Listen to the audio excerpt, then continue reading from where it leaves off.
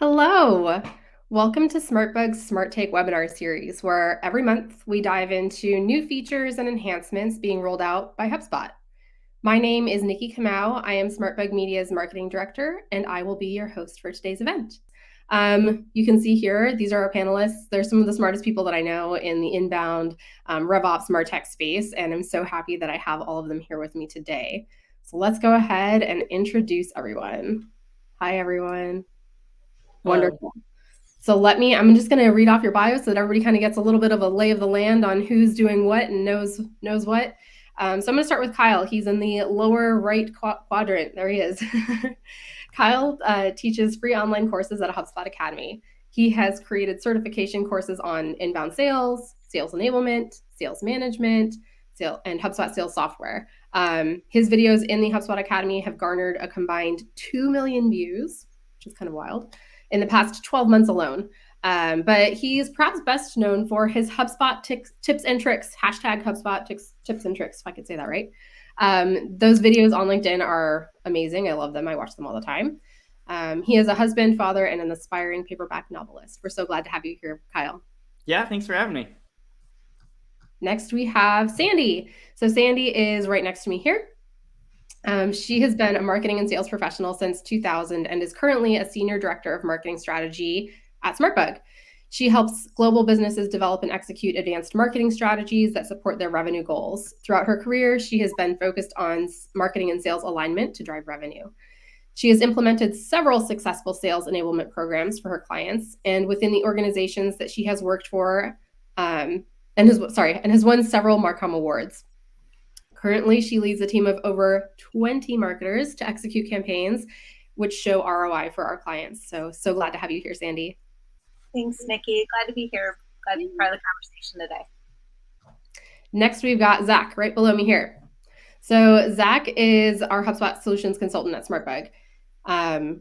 His role is primarily focused on architecture, design, and implementation of technical projects like CRM migrations, integrations, and complex RevOps processes in HubSpot, which is awesome. Zach has worked in HubSpot partner ecosystem for 8 years and in digital marketing agencies for 11 years, with hands-on experience in nearly every aspect of digital marketing strategy, as well as experience leading an agency's digital marketing department. He's spoken to students at Clemson University twice about the technical side of marketing and marketing tech, and mentors young students and young professionals who are looking to start a career in the RevOps ecosystem in his spare time. I love that. Thank you.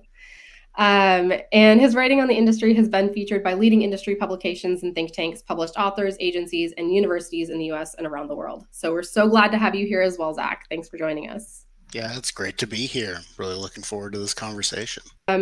Before we dive into this, actually, I'll go back over here. When we talk about things that every HubSpot admin needs to know, and maybe it's a HubSpot marketer, it can feel like a lot.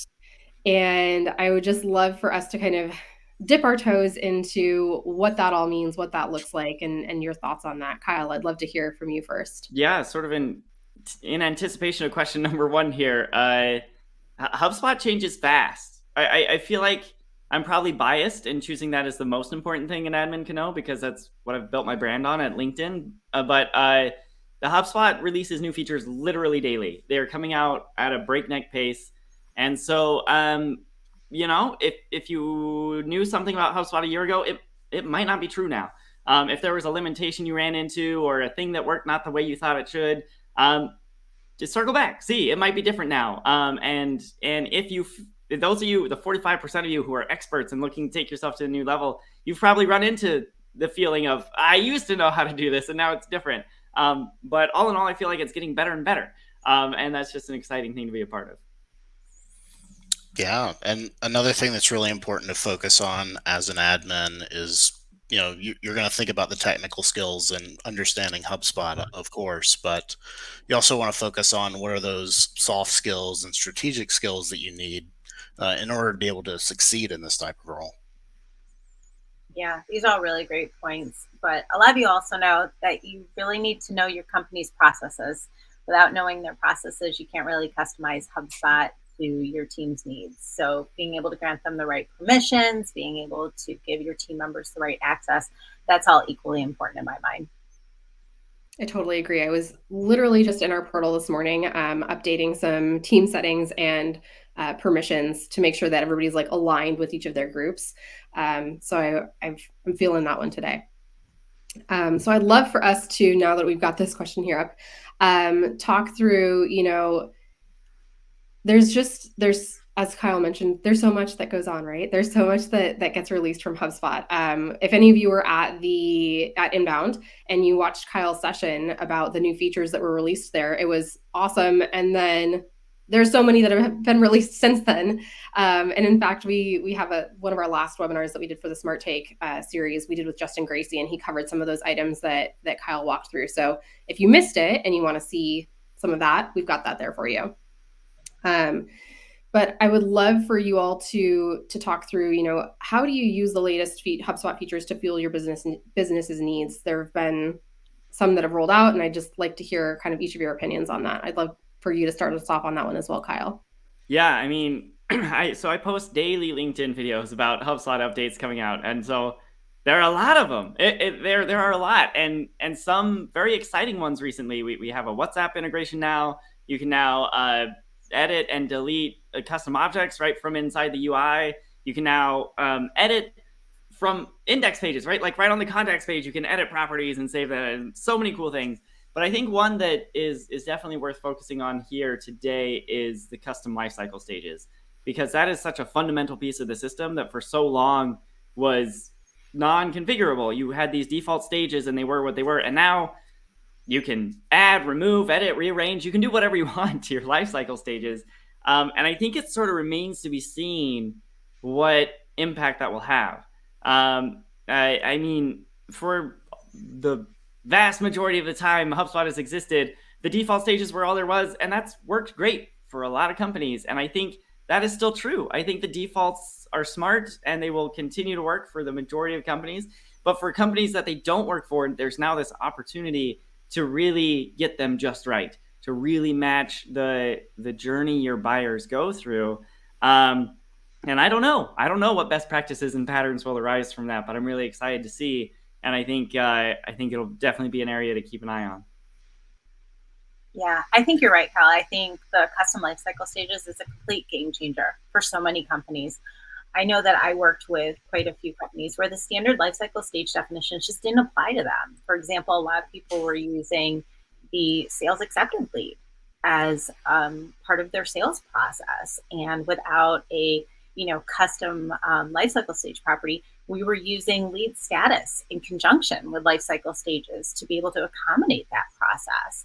And I see a lot of companies who not only do an inbound approach, but also an outbound approach when it comes to their sales methodology, that really customizing their lifecycle stages could really match their different sales processes and really help them achieve, the results that they're looking for. Yeah, I love that you mentioned lead status, because for so long, I started at HubSpot as a support rep for the CRM when it was brand new. And people would ask, like, how do we change the lifecycle stages? And we'd be like, you don't use lead status, right? And lead status just became this miscellaneous, whatever you want to put in there. You can have 20 different lead statuses, it's fine. And now that's not necessary, right? Now I think people are going to have to be much more thoughtful about what is a lifecycle stage versus a lead status. And again, like, I think a lot of those best practices are yet to be fully defined. But Sandy, I'd love to know your thoughts, your early findings on how those two work together now that they're both customizable. Yeah, I foresee that lead status will really be more outlining the sales rep activities and bridging the gap between a sales qualified lead and before they actually become an opportunity and enter into the deal stages. So using a lot of what out of the box for lead status property exists, like open or in progress, or the activities where they've attempted to do an outreach. And I think that would be a really great use of the lead status property, because it shows the activities in conjunction with the different prospects that they are working on, and being able to identify where they're at in that outreach process or those conversations before they can really become potentially a deal. Yeah, I think that there's a lot of like Franken implementations around that life cycle stage restriction just that have cropped up over the years too. As those best practices get better defined, we're going to see uh, less of that. And like, I'm working on a project right now actually where a client had combined lead status and life cycle stage into one property because it wasn't something they could edit. And then that kind of started a chain of events where they started just creating additional status properties for various things. And now they've got like 3 redundant properties, and part of that is just like planning out your data structure and not creating redundant properties. But that restriction around life cycle stage is kind of where a lot of people start down that path. So I think that's going to really help to cut back on that. And like Kyle was saying, just kind of push people to really think about like, how do we want to use these properties, and what are those best practices that we need to implement and continue to use as we go down the path. It's funny. I think we need a name for an emotion that is unique to HubSpot admins, which is I worked really hard on this workaround and it took me a long time and I'm super proud of it. And now HubSpot fixed the problem and I have to undo it, right? Like, Yeah. you don't know whether you should be happy that HubSpot came up with the feature you always wanted, or if you should be sad because you now have to undo all the stuff you did. But that is a recurring emotion in the comments on my LinkedIn videos as I announce new products. I feel that.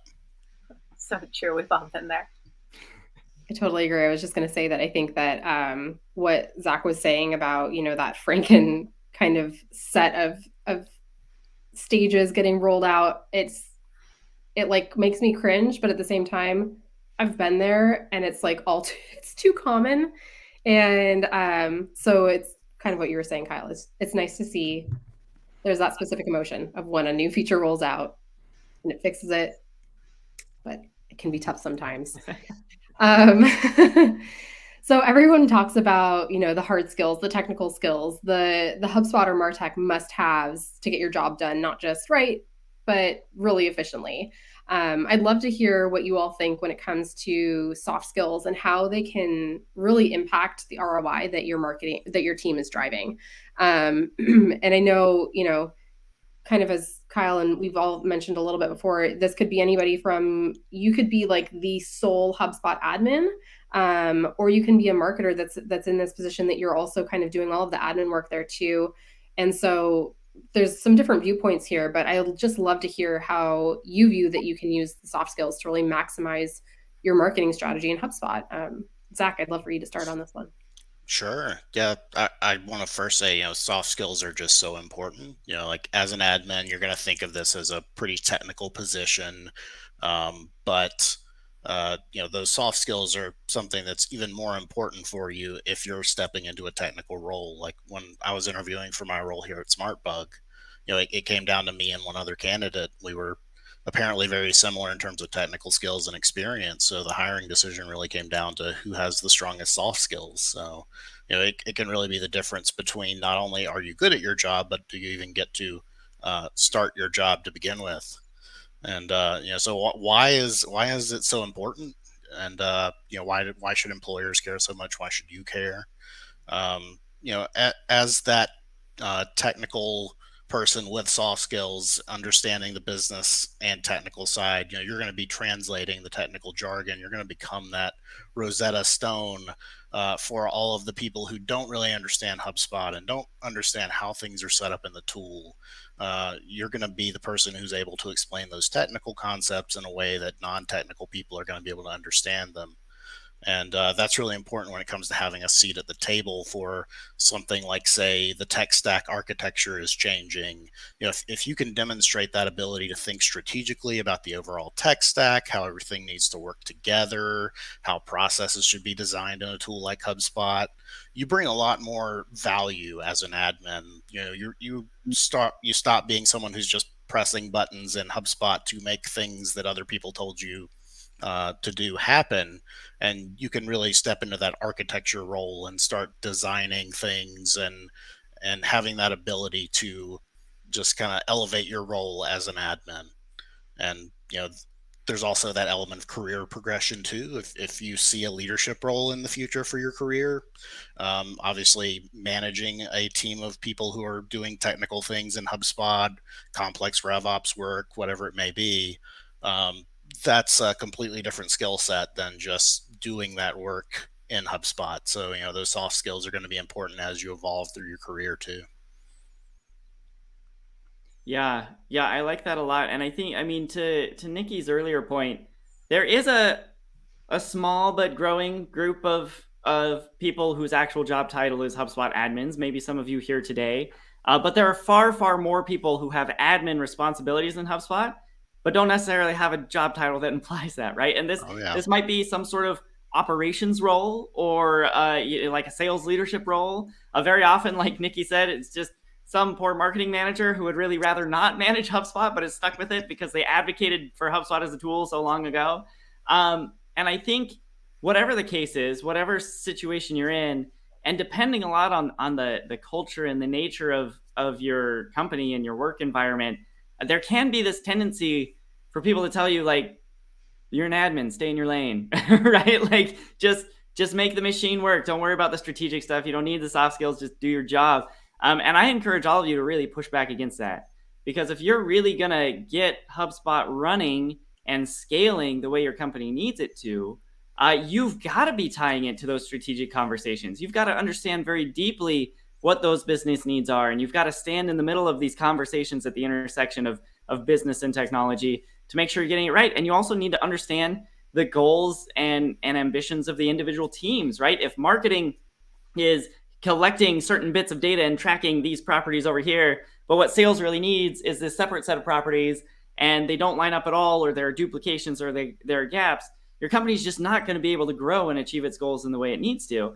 And so you, as the admin, the person who knows the system better than anyone else, who knows what all the custom properties are, who knows why they're there, you need to be in these conversations. And when people say like, oh, we just need to track this thing, make another required form for the sales reps to fill out, you need to like say, hold on, let's talk about downstream effects. Let's ask why we're doing this. Let's make sure this is aligned with our actual company goals before I go and click those buttons for you.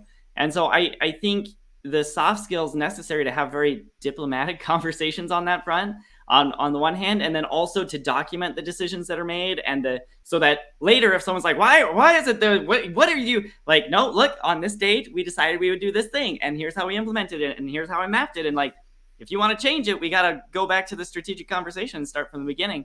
I think that is incredibly powerful, and it will, to Zach's point, it'll open up leadership opportunities for you in the future. That's a very natural career trajectory as you become good at these kind of strategic conversations. But even if that's not your ambition, even if you just want to be the best admin your company has ever had, I think fostering these skills and having these conversations and inserting yourself into these decisions is just vital to success, both for you and for your company.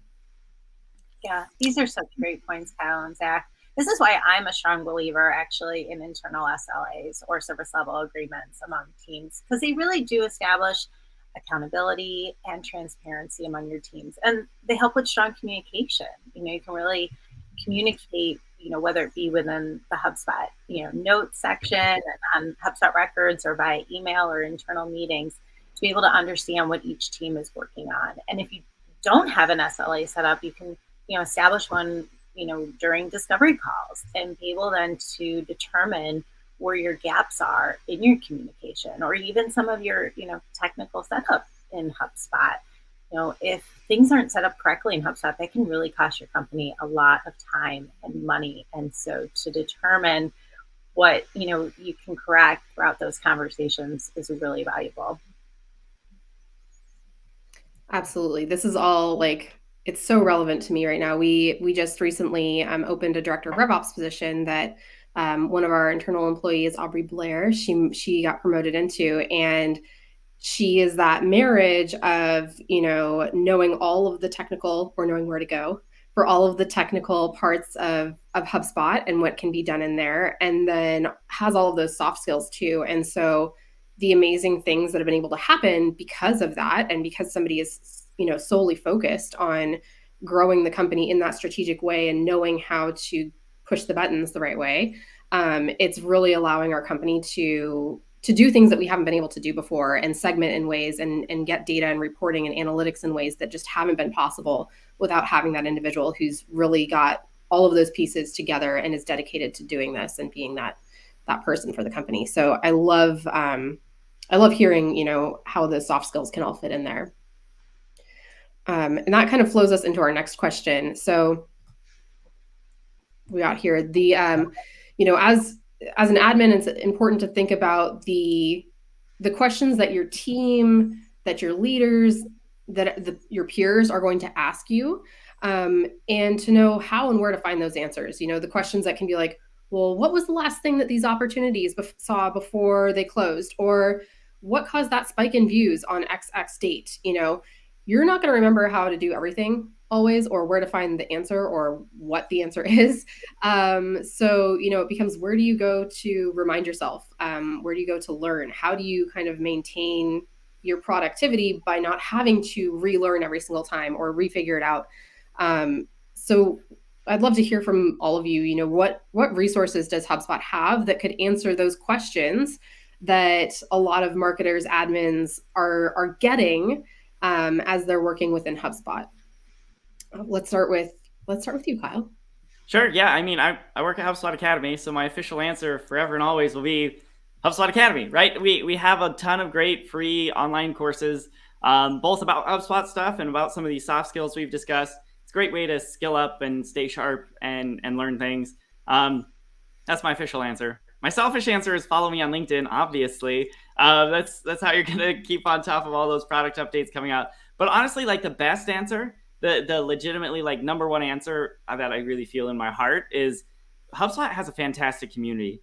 And if you want to really excel as an admin, just integrate yourself into that community and connect with some of your peers. You're already here at this webinar. That's a great sign. There are lots of webinars being run by lots of different folks connected to HubSpot. You get all these different perspectives. I've started a user group for admins where we have weekly webinars on different topics. There's the Sprocketeer community on Discord you can join, and that's a great peer-to-peer place where you can say, I'm struggling with this, and people will answer. HubSpot has its own community website, its forums, and you get whatever works best for you. However it is you like to learn and connect with people, it's happening in HubSpot, right? There are people on TikTok, there are people on Instagram talking about HubSpot. And so whatever platform it is you like using, find the HubSpot folks on that platform and connect with them. And that's how you're really going to be able to stay sharp. And then when you have questions you can't answer, which will happen sometimes, you'll have people you can turn to, and that's really gonna help you get to that next level. Yeah, I think to Kyle's point there's just so many different options. If you're not the type of person who likes to sit down and do like 2 hours worth of watching course videos, then there's podcasts, there's the Sprocketeer community. For myself, I listen to probably like a half a dozen podcasts every week. And my approach is kind of just like to really immerse myself in as much content that people are putting out there as I possibly can, because there is just so much great stuff being put out by HubSpot, by partners, that just gives you a great opportunity to educate yourself on how HubSpot works, how other people's businesses work, and you can see all kinds of really cool ideas that get your brain going. And that's, I think, the most valuable skill for an admin to have, really, is just that ability to do that self-guided learning. Because if you kind of learn to teach yourself, then you can learn to do anything.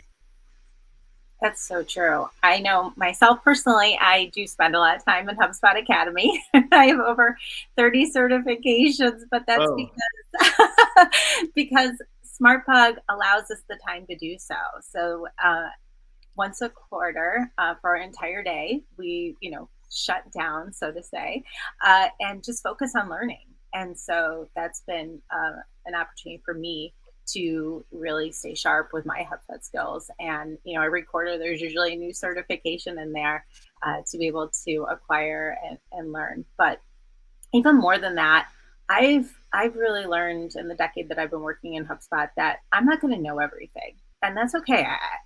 The moment I try to learn everything, it's going to change. So it's more important to know where to find that information, more so than knowing that information. So, relying on the knowledge base articles or the community chats or HubSpot support or a webinar like this one, to constantly be learning. I always say, if I don't learn something new every day, then it wasn't a good day for me. And, I really take that, to heart, and inspire my team to do the same, because there's always something that's going to be new in there, like a new shortcut, or something else like that. In fact, Nikki, we were just chatting a little bit earlier about a new function that you were able to learn and start utilizing within HubSpot. Yeah, I was so excited. One of my teammates showed me that there is a double caret.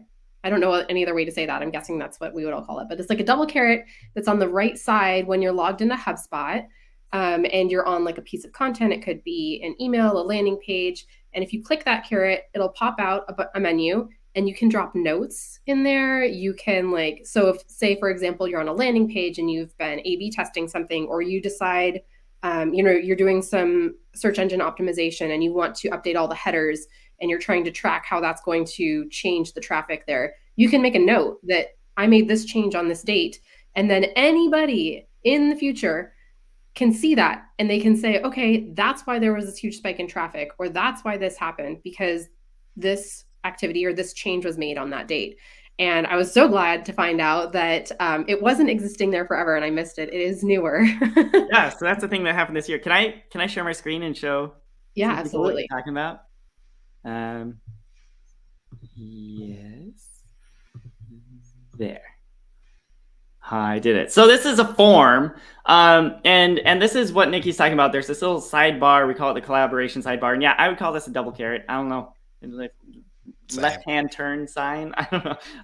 But you can open it up. You can see previous comments here. You can reply to comments. You can @mention people here. I think my favorite thing about this is you can turn on this comment mode, and then you can leave comments on specific elements. And like if we go over to options, like we can even I think let's talk about who we're sending notifications to, right? Like it goes really deep. And this is not just forms. This is slowly spreading throughout Marketing Hub. If you go to campaigns, campaigns have the sidebar. It'll load. There it is. And if you go to, we were talking about website pages, right? They are there. If you go into individual pages, the sidebar is there, and they're in workflows, and I don't know if they've expanded anywhere else, but they are just gradually getting everywhere. And I just love this ability that you can comment on things, and you can @mention people, and you can have all this collaboration right here inside of HubSpot. Emails, it works for emails too. And one really cool thing about emails, we recently came out with this ability to make people, they can't just schedule an email, they have to ask for permission. That is moving into this sidebar. So you can have conversations about, are we approving this email? And yes, and it was approved this day by this person, and now we're sending it. And I'm very excited for this little piece of real estate inside of HubSpot. I'm curious to see how it expands in the new year, because this is all 2022. This does not exist if we had this webinar last November. Yeah, I love all these little shortcuts in HubSpot. It took the collaboration process to the whole new level, because within Sales Hub for a while now, you could tag a coworker using the @ symbol and like a note or contact record, be able to email them and be able to communicate, or pin something to the top of the timeline. So by having all of these additional shortcut features, it just really helps facilitate that collaboration process. Yeah, it's also really nice to just be able to document things directly in the tool, because what usually happens is like either things don't get documented or they get documented outside in some document that nobody knows exists, and it disappears when that person leaves the company. And so it's really nice to be able to, like, for when you're looking at a really complex workflow and you're like, what does this do and how does it interact with everything else, just be able to document that right there. Absolutely. I'd like to shout out Cody Van Sistine for showing me that existed, because it made my day. And it made my day even more to watch Kyle walk through it just now and show the other pieces that I didn't know existed within that piece. So thank you for that. Lovely. We can move over to some audience Q&A, unless Kyle, if you want to screen share any more on any other features. I'm always happy to. If we're moving into Q&A now, like anyone who has questions and want to see live demos of HubSpot stuff, that's my favorite thing. I just do that all day if I could. So taking your requests and love song dedications right now, as long as it's HubSpot related. Now I'm trying to think of a HubSpot related song, something that could potentially tie in. All right, so I will open us up for Q&A, and then we can always switch over to your screen share if anybody has anything that we want to dive into head first. So Stephen Meltzer, I see your question about, he says he's totally a HubSpot beginner and wants to know if we have beginners only sessions at some point so that he doesn't feel like he's wasting the intermediate and advanced user times. That's so thoughtful of you. Yes, we do. We do have lots of beginner courses that are smart takes that we've done historically. To Kyle's point, this series has been going on. I think this is our third year of the series. Some of the more beginner ones are from past years, so they might be a little bit outdated. I would suggest, you probably head on over to the HubSpot Academy. We're here, of course, for any questions that you have. Our blog, the SmartBug Media blog, has a ton of great information, and that's really like up to date because those are rolling out every day. So we'll try and we can connect with you offline and help you out there too. And then from Ale, she's got a question. She says, I'm wondering how Zach and Sandy really stay up to date with the newest HubSpot features. It's hard for me to keep up sometimes. Zach, do you want me to go first, or you got something? Oh yeah, you go first. Go ahead. So this is something that I really have to make a conscious effort to do so, because I work with a team of people that have clients versus having clients that I interact with directly on a day-to-day basis. So one thing that I do is I encourage my team to set up working sessions with me where we will screen share and walk through, potentially new ways to execute on a campaign or be able to troubleshoot maybe a workflow issue. I know I was just chatting with one of my directors earlier today who needed my help QAing some new lead scoring that is in place.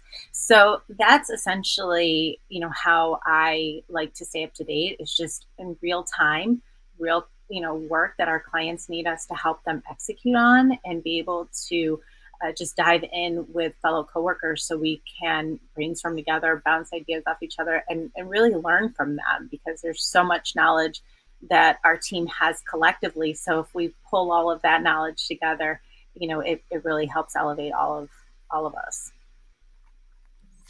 Yeah, that's a great way to approach it. And for me, I tend to be like a very immersive learner, so I really throw myself into just consuming a lot of content. So like, yeah, I'm listening to podcasts, watching webinars when I'm like driving, when I'm doing the dishes, basically any little amount of time where I'm basically just kind of wasting time, I'm over here learning. And so that's kind of how I keep up with things. And I know that approach is not for everyone. You might not want to live and breathe HubSpot, and that's totally okay. But even just like watching a webinar a week or catching an episode or two of a podcast here and there, like, you're going to learn a lot. You're going to get new perspectives, and that's going to get your brain going and probably lead you to think about some interesting things that you're doing with your own work. And also, I watch this guy's videos like every day. So that's what I was going to say. I live and breathe by watching Kyle's videos because they're short. So it's not like you need a whole bunch of time to sit down and take out of your day. But he gets the good information out there in a nice, quick way. And I highly recommend following his tips and tricks on LinkedIn if you don't already. All right, we've got a couple more questions coming in. So from Arcana, and she's got she or he, sorry, I don't know. Two different questions here. First one says, how do we use HubSpot integration? Hold on. How do we HubSpot integrate attribution models into Salesforce examples like inverse J model, linear, etc.? So when it comes to handling attribution reporting, I think that's something that tends to work really well inside HubSpot. And then when you think about like setting up your integration with another system, like, get your data modeled in HubSpot and then set up your properties to pass that data into Salesforce if you need it there. But when it comes to the integration itself, like, there's nothing that complex yet to where you can just like map over reports exactly like they're set up in HubSpot or anything like that. So if you wanted to build something like that, you'd be looking at either like some really cool custom integration stuff that sounds like it would probably be fun to dig into, for me at least, um, or you're just going to want to build that in HubSpot and then like set up the integration to get the data you need over into Salesforce. They asked another question, wanting to know basically if we have any articles or sessions on HubSpot and Salesforce integrations in depth for an admin level. Let me check on that for you, because I know that we do have content around HubSpot and Salesforce integrations. I just don't know if it's as deep as you're looking to go specifically. So we can follow up with you, and if we've got that, we can send that your way. One thing I'll mention too. And if we don't, I can write it. There you go. There we go. One thing I'll mention too, specific to reporting, with HubSpot dashboards, which you can put your attribution reports on, you can set those to be emailed out to people on a regular cadence. So if you are, if the reason you want it in Salesforce is because there are people who need access to these reports who are inside Salesforce, not inside HubSpot, you can just have them emailed out on a regular basis.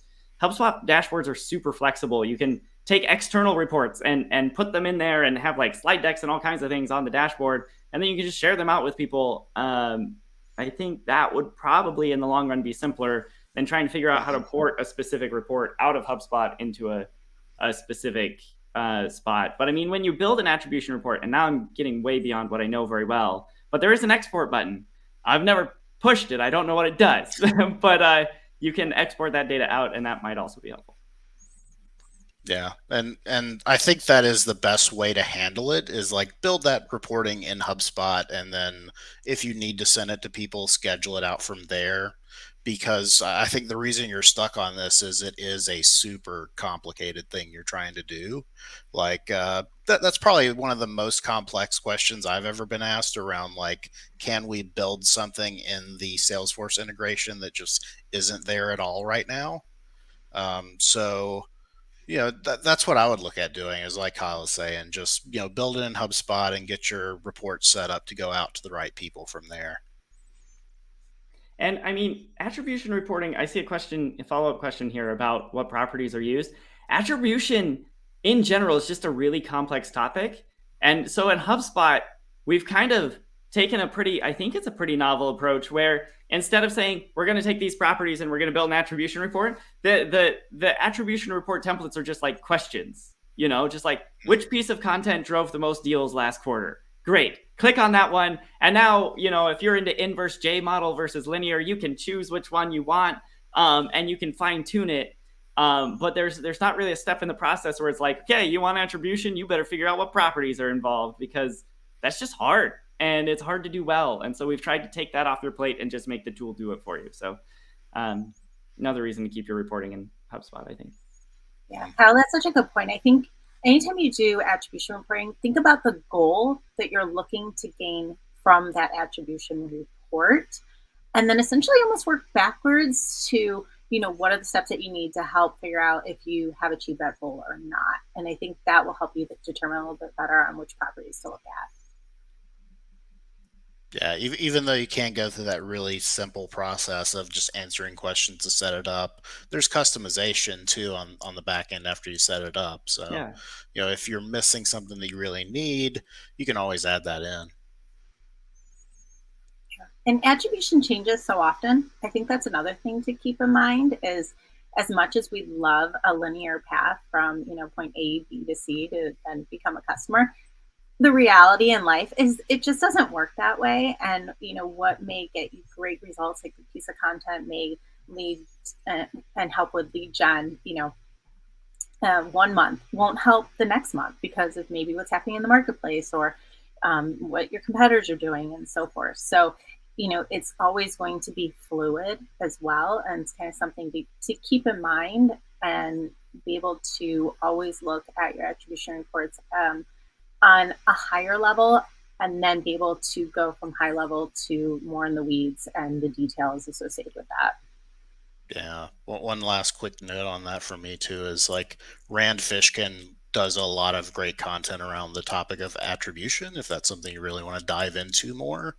And he also talks about how important it is to do things that you can't necessarily directly attribute. Like what we're doing right now is probably not super attributable in like an attribution model, but podcasts and webinars are actually really useful tools. So that's something to think about too when you're looking at just attribution reporting. I saw another question come in. We're right at the end of time, so this will be our last one, and then we'll wrap up. John Corso asked a question. He says, "Long-time observer, first-time caller." So he essentially he's moving from SharpSpring onto HubSpot, and he's wondering if there is something that, a video that comprehensively demonstrates all that HubSpot provides. So like all the features rolled into one. He's well-versed in automation integration, but he's sort of just kind of trying to gauge, how much of a learning curve is there from SharpSpring over to HubSpot.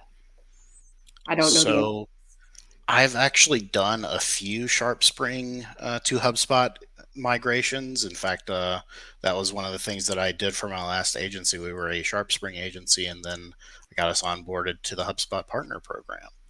And I've always thought of SharpSpring as like HubSpot Lite. It's like HubSpot if you got it from wish.com. And so like a lot of the features overlap. It can do a lot of the kind of basic things that HubSpot does, but you're missing out on some of the cooler functionality like search that actually works. You're going to have more automation capabilities in HubSpot too. So really anything you're doing in SharpSpring today, you can do in HubSpot and probably do better. And I'm pretty sure that there is a guide out there that compares them directly. I feel like that's something I've seen before. So I would definitely, try Googling something like SharpSpring versus HubSpot. I'm sure that there's something out there that compares them directly in terms of features, just to drill down into that more. But like you're going to be getting a lot of cool stuff moving from SharpSpring to HubSpot. And the only thing to think about there is activities. You're gonna have to migrate that stuff via API. So that's the only challenge you're gonna run into with your migration. There is like any sort of activity data. You're probably gonna have to do that via the API.